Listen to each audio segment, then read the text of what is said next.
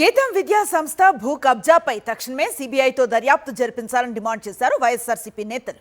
గతంలో ప్రభుత్వ భవనాలు నిర్మిస్తే నానాయాగి చేసిన పవన్ కళ్యాణ్ ఇప్పుడెందుకు మాట్లాడటం లేదని వారు ప్రశ్నించారు.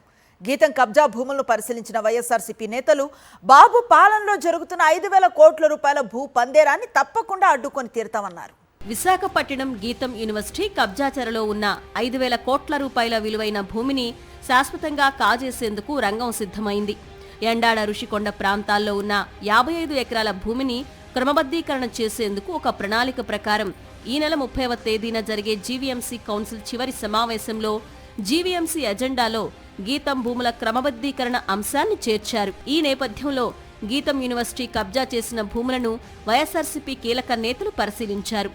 రుషికొండ వెంకటేశ్వర స్వామి దేవాలయం నుంచి గీతం యూనివర్సిటీ వరకు వారు పాదయాత్ర చేశారు. ఈ కార్యక్రమంలో శాసనమండలి ప్రతిపక్ష నేత బొత్స సత్యనారాయణ, రీజనల్ కోఆర్డినేటర్ కన్నబాబు, కేకే రాజు, మాజీ మంత్రి అమర్నాథ్లతో పాటు నియోజకవర్గ సమన్వయకర్తలు, కార్పొరేటర్లు పెద్ద ఎత్తున పాల్గొన్నారు. ప్రభుత్వ భూములను కాపాడాలంటూ నినాదాలు చేశారు. గీతం భూ కబ్జాపై సీబీఐ విచారణ వెయ్యాలంటూ డిమాండ్ చేశారు. ఏం చంద్రబాబు నాయుడు మీరు అంటారు కదా, ఈ రాష్ట్రంలో సీనియర్ నాయకుడిని ఒక లెజెండ్ అని చెప్పి సొల్లు కబుర్లు చెప్పుకొని మీకు మాయించుతారు కదా, ఇదేనా లెజెండ్ తాలూకా నాయకత్వం?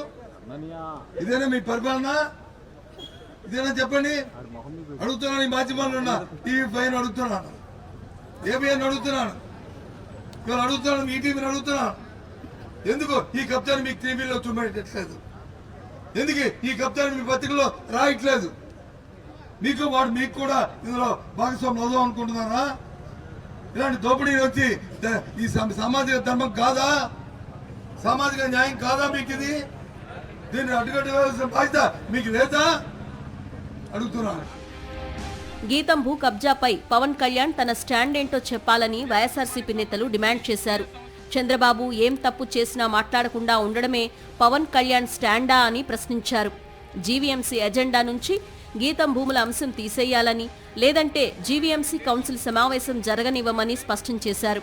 విశాఖలో భూ కేటాయింపులు దేశంలోనే పెద్ద స్కామ్ అని మండిపడ్డారు. చంద్రబాబు రాజ్యంలో కబ్జా చేసిన వాడిదే భూమి అని, ఏదైనా కొత్త చట్టం ఏమైనా చేశారా? కూటమి జమానాలో భూ కబ్జాలపై పార్లమెంటులో చర్చకు పట్టుబడతామని, ఈ భూమిని కాపాడేందుకు వైఎస్ఆర్సీపీ పోరాటం చేస్తుంది అని నేతలు స్పష్టం చేశారు.